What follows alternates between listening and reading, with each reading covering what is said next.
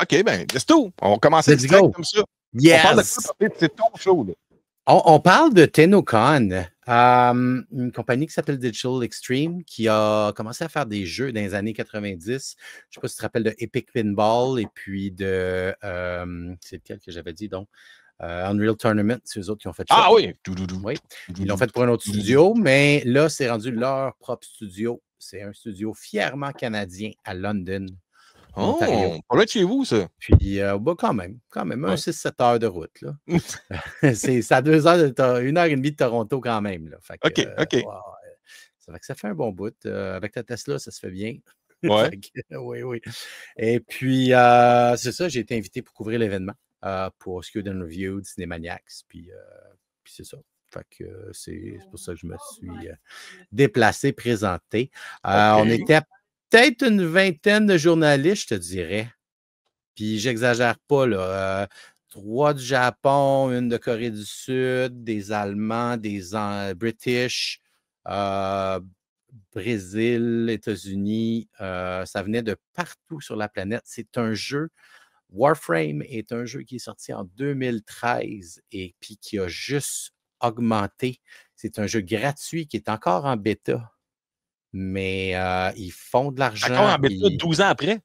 C'est encore en bêta. Ils ne sont pas rendus à leur 1.0, mais tout le progrès qu'il y a est gardé pour la version finale. C'est ça que là, les développeurs poussent. Là. Ouais. Et puis même pour un nouveau jeu qui sort cette année, là, qui est Soulframe, qui est un peu dans la même optique, je dirais. De combat rapproché, combat rapide, combat... tu sais, là, si tu veux savoir qu'est-ce que c'est comme des combats de robots géants, là, mais c'est des ninjas, les robots. Fait qu'avec du sliding, avec du parcours. Ouais, en ninja, avec du sliding, du parcours, des grosses armures, des boucliers, puis du bâchage avec des light swords, des affaires comme ça. Mais c'est toutes des unités plus grosses que nature. Tu pourras voir les photos, vous pourrez voir les photos là, que je suis à côté d'un de la vraie taille d'un oui, tu l'as partagé, ça. Oui, dans le groupe, ouais. Ça fait à peu près deux fois la grandeur. Grosse révélation. Oui, mais 4 au moins, tu sais, là, pour avoir une variété des modèles d'armure. Pour se respecter quand même, là. Puis un peu comme des classes médiévales, là, tu sais, là, dans le fantastique. T'en as un qui est plus healer, l'autre qui est plus basher, etc. Pourquoi se contenter de juste des hot toys quand tu peux avoir ça des grandeurs nature? Hein? C'est, grandeur nature. Ouais. Mais si je comprends bien un peu dans le jeu, à mesure que tu avances, c'est sûr que tu as toujours ton préféré, mais tu as d'autres armures que tu peux revêtir ou contrôler, tu sais, puis qui te permettent d'avoir plus de flexibilité dépendant des missions que tu t'en vas faire, puis dépendant de l'équipe aussi. Puis c'est un peu comme avoir plein de chars, là, puis choisir le meilleur char pour la bonne course, là, tu sais. Donc, c'est ça. Donc, jeu hautement technologique, hautement sci-fi, et puis avec des missions là, plus grandes que nature, bien là, je regardais l'historique, puis 1 ou 2 mises à jour par année de contenu. Tu sais, là, des nouvelles missions, des affaires comme ça, des nouvelles armures, des nouveaux skills. Ils entretiennent leur fanbase. Ils l'entretiennent, ça n'arrête pas depuis le lancement. Là, on est rendu à la 10e édition de la convention qu'ils ont faite. Puis là, cette année, ce qu'ils ont annoncé, il y a comme de retour vers le passé à 1999, quelque chose comme ça. Il y a un certain jeu de mots, là. Il y a une des dernières mises à jour, c'était New Wars, Nouvelle Guerre. Et puis là, celle qui sort, c'est Old Peace, Ancienne Paix. Fait que c'est les personnes humaines, là, si tu veux, les personnes, ils se plongent dans un liquide à la, pas Sentinel, là, mais comme des psioniques là, qui contrôlent les vaisseaux, là, ces affaires-là. Puis ils retournent dans le temps pour faire des missions, pour voir des mémoires passées de leur un peu comme vie antérieure, comme ça. Dans Harry Potter, là, celle qui était... Oui, l'affaire de Pancine. Là. Mais plus comme dans The Matrix, ils sont tous branchés, ils sont dans un bassin d'eau. Puis là, ils se voient, ils explorent le passé, puis qu'est-ce qui s'est passé, puis tout. Mais ce que le joueur fait, c'est qu'il s'en va dans ce bassin-là, puis il se bat vraiment dans le passé contre d'autres forces, puis contre d'autres batailles, puis d'autres guerres. Et puis, on voit dans la démo, on voit une bataille d'un titan qui est au moins, là, tu as vu la grandeur du robot, qui est au moins 10 fois la grandeur du robot. OK. Puis qui il sert de son environnement pour envoyer des missiles. Evangelion, ça, non? Un peu Evangelion, mais pour envoyer des missiles dans les weak points pour disabler le système de défense du gros robot pour le faire tomber. Là. Fait qu'un peu là, une bataille de titans là, à la, je pense... David Goliath. Ouais, David Goliath, mais le jeu sur Sony, là... God of War ou je sais pas si tu vas contre des grosses bébites. Tellement gros que ça se promène dans l'écran, tu peux pas le voir. Là. Ou comme dans Fantastic Four First Step avec Galactus. Ça, c'est exactement, c'est ça. Ça a été le gros reveal que les joueurs vont pouvoir se battre. Puis là, la première question qui est sortie, c'est est-ce qu'on va pouvoir piloter ces gros robots-là? Ah, ben ouais, c'est vrai. Ah, c'est ça, là, tu sais, là. Puis les devs ont dit on n'a pas la technologie encore pour le faire. Ils sont pas. Ils veulent développer le système pour que ça fonctionne. Mais là, on parle d'un facteur 10 sur toutes les cartes. Ouais, c'est ça, comment tu expliques ça en jargon de geek? C'est des Geigers, ça? C'est cette grosseur-là? Ouais, un peu comme ça, là. Ouais. De cette échelle de grandeur-là. Ouais.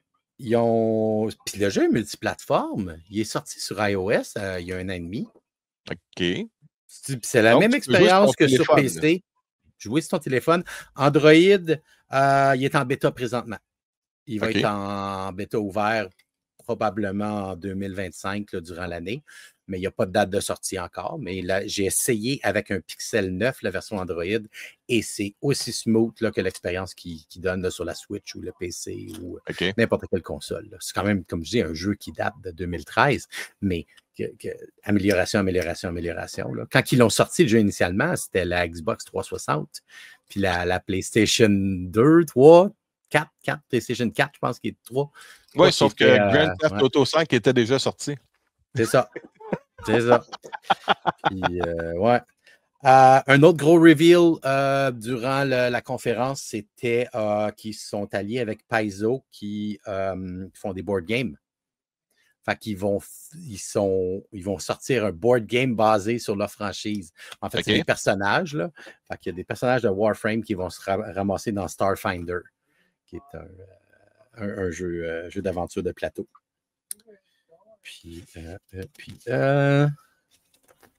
beaucoup de notes, là. C'est ça, j'ai dans mes notes. J'en ai d'autres. J'ai des cossins. Ils nous donnent du loot. J'ai eu une relique. Non! Ah oui. T'as eu des swags? Check ça. C'est quoi ça? C'est une relique. Dans le jeu, je ne sais pas qu'est-ce que c'est exactement. Fait que, tu sais, là, tu as des... moi, je suis un sucker pour les affaires de boissons. Donc, j'ai des coasters à l'effigie des différents Prime. Est-ce que tu les utilises ou tu les gardes comme collection? J'en ai pris plusieurs copies de chacun. OK, donc. on était dans la salle de presse, puis il y avait des piles, là, je te dis, là, d'autres là, de chaque. Fait que là, j'ai fait comme j'en ai pris plusieurs, j'en ai donné à des gens sur le floor. Mais bon, donc, on a ici une relique de Warframe qui fait partie du kit à 120 $, je crois, pour acheter du merch. Fait que t'as l'œuf. Fait que ça, c'est un genre d'œuf. OK. Il a l'air d'un chou-fleur, là. Ouais, qui a l'air d'un chou-fleur, mais qui s'ouvre. Qui a un petit robot dedans. Oh! Fait que, ouais. Pas mal. Puis, qui est un die-cast en métal. Là. OK. Qui est un frame du jeu. Je ne sais pas c'est de laquelle. Moi, je regarde, c'est écrit en dessous, je pense. Ouais. Extreme Happy Worker Warframe Made in China. Il s'appelle Made in China, ce Warframe-là. Le coup d'œil, hein? Il y a bien des frères. Quand même, hein? Ben oui, c'est ça. Mais oui. Fait que pas mal impressionné, autant des fans que des bureaux des développeurs. J'ai eu droit à une visite de l'environnement. Là. Je dirais qu'il y a à peu près 200 sièges. 200 stations là, de cubicules. Là. Ils sont séparés comme dans 2 ailes. Fait que tu as une centaine d'un bord, une centaine de l'autre. Des salles de conférence, des salles, 2 studios d'enregistrement audio, puis un studio de mocap, de motion capture. Ils sont en business pour faire du sérieux développement, puis Oui, parce que j'ai je le visité sais Warner pas, Bros. ouais. Montréal, là, c'est même Ouais. pas ça, je pense, comme grosseur. Non, non. Puis c'est comme dit, eux, c'est le fleuron de la ville de London, là. C'est l'industrie, là, puis c'est ça qui amène. Ah, je l'ai mis à l'envers. Faut pas que je le mette à l'envers, hein. Shame on you. Puis il y a une base en plus, là, puis qui a l'air de flotter dans les airs, là. Mais C'est- que Je te dis, fais-tu c'est avec ça magnifique. après, le disco? Ça c'est un talking piece. Ça c'est juste comme pour. Mais j'ai bien entendu des affaires pour les crocs. Gibbet de TennoCon 2025 que je peux mettre sur mes crocs. Oh my Ça, God, tu là, ferais des hey. films pour les crocs. Oui. Ça, là, ça fut. Mais j'aurais mieux aimé le logo. J'aurais mieux aimé le logo de Warframe, tu sais, peut-être Ouais, le genre de fleur là ou quelque chose comme ça. Là. Mais je veux dire, c'est un bel effort. Là. C'est le premier qu'ils ont fait cette ouais, année. ouais, Là, ouais. ouais. Et puis, tu sais, les fans, ils se donnent à fond. Hein? Ben, j'en ai vu un qui a 3D print le logo avec son nom de YouTuber, là, ou son nom de Twitch. C'est The Great Bear. Puis il en a imprimé genre une vingtaine, puis il donnait là, à ceux qui avaient des costumes intéressants ou des échanges ou des affaires comme ça. Là. Incroyable. Ça se peut pas. Ouais. Le concert. Parce que, OK, juste t'interrompre, vous oui. dites, là, il n'y a rien de mieux que l'interaction qu'il y a entre les gens dans des événements comme ça. Ça bat n'importe quel LAN party, ça bat n'importe quoi de diffusion en streaming, quoi que ce soit. En personne, t'es dans ta même clique, le monde parle la même langue, tout le monde trippe, il n'y a pas de honte à être là, tout le monde a du fun. Mais c'est bizarre, je pensais pas qu'un single game, là, qu'un studio pouvait monter un événement avec autant de calibre. J'ai vu, tu sais, là, des PAX, des E3, des MIGS, Mega, mais c'est toujours un paquet de studios indépendants, puis un paquet de gros studios qui sont là, puis Avec des exposants en plus qui présentent vendent. avec de tout, puis des panels, puis des démos, puis des shows. Ça. Mais c'est le premier événement où j'allais pour un seul jeu qui était aussi grandiose. Ils ont loué l'aréna pour leur spectacle. Ils ont donné un spectacle musical du soundtrack du jeu. Mm-hmm. C'est la première année qu'ils font ça. Fait que je me suis dit, bon, il m'attend rien. Il va y avoir deux gars avec des guitares, puis that's it. Non. Tu fais jouer là, les pyrotechniques, les explosions, les projections incroyables. Avant ça, il y avait un concours de cosplay. Oui, ça, c'est une autre chose aussi, les charities. Je ne sais pas d'où vient l'argent, mais ils donnent à des charities. Ils ont donné 100 000 à Rêve d'enfant, puis ils ont donné 100 000 à l'organisme de la santé mentale. Hey, c'est mon micro qui va tomber. De la santé mentale de London. Ça leur a permis de construire deux centres, deux logements pour sans-abri. Et puis, pour la Fondation Rêve d'enfant, le rêve d'un jeune atteint d'une maladie dégénérative, c'était d'être un voice actor pour un jeu vidéo. Et ils ont fait un rôle, ils ont fait un personnage, un avatar. Sa voix est utilisée. Puis là, il a fait sa voix de son personnage devant tout le monde. Puis ça criait, ça hurlait. Ça, c'est la charité, puis tout ça, puis les cadeaux aussi. Concours de cosplay, c'était un chèque de 10 000 pour le premier, 5 000, puis 2 500, plus une plaque. Sauf que là, on s'entend que les cosplays doivent tous, j'imagine, être liés à cet univers-là de jeu. Oui. Il y avait. Ça pas bien en Link ou en Robocop. Non, dans la compétition, que les juges se promenaient durant la convention avant pour juger le mérite technique, là, tout ça.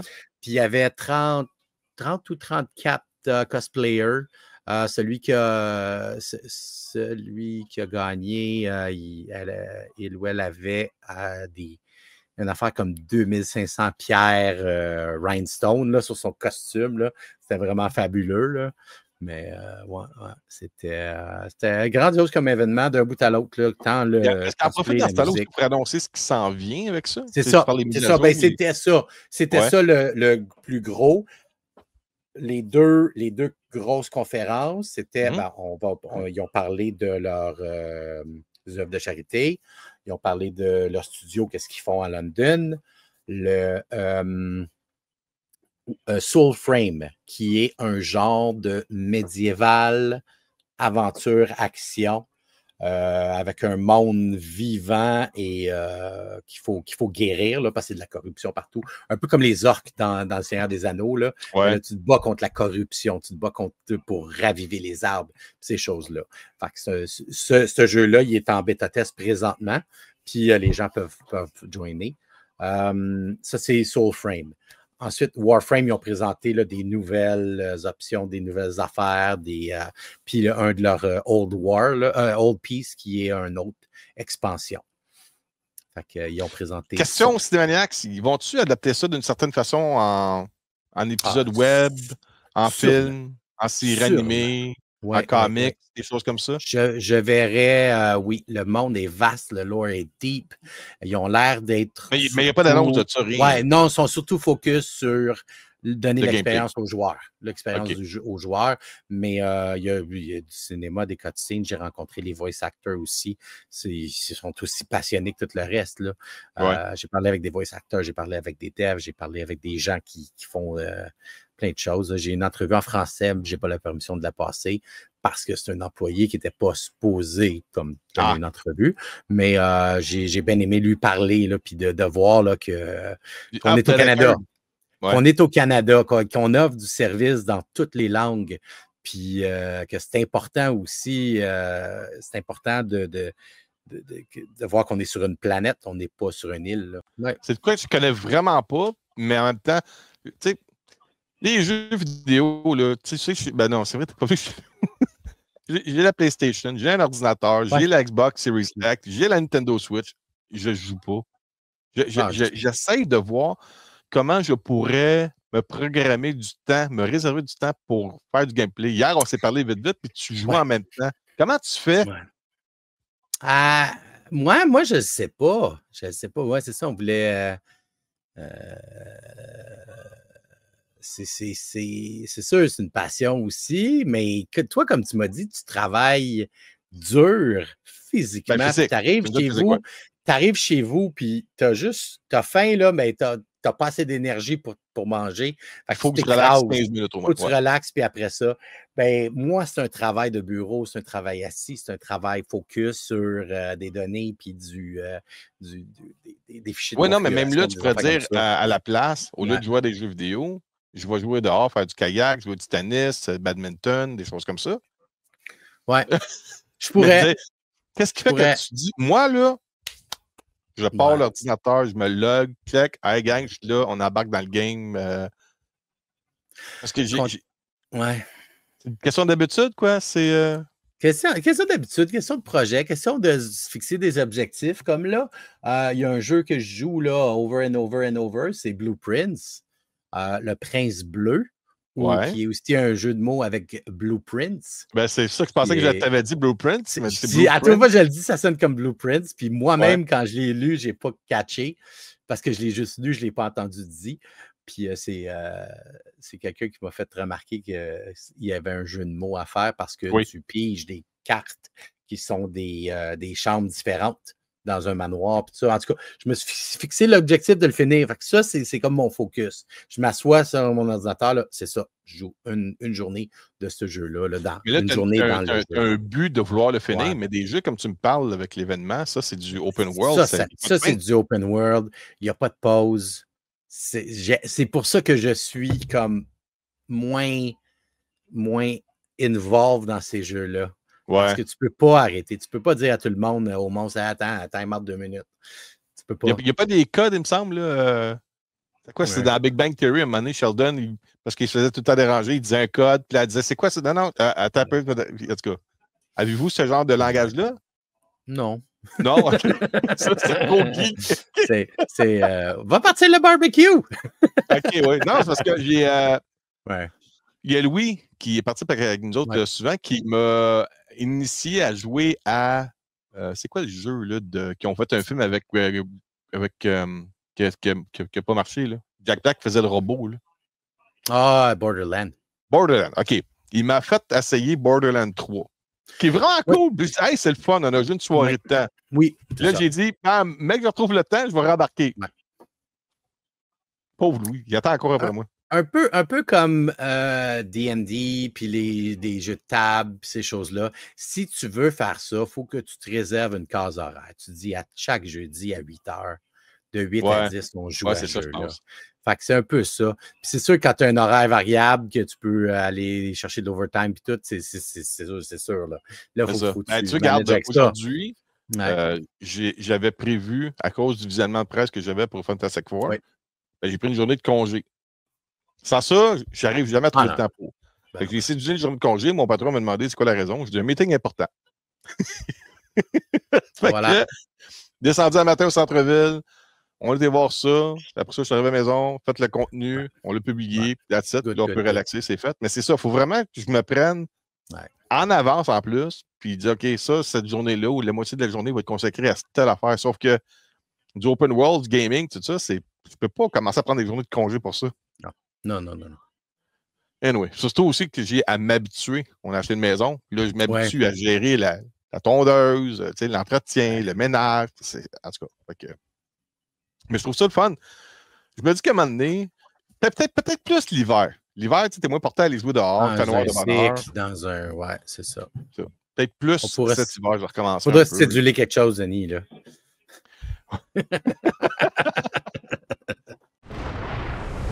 We swore to carry the sacred light of our dominion into the deepest dark. And this we have done. The promise of a home, so lightly surrendered. We're pinned down, Antenna! Can you give us a miracle? Enough! What did you see? Tau.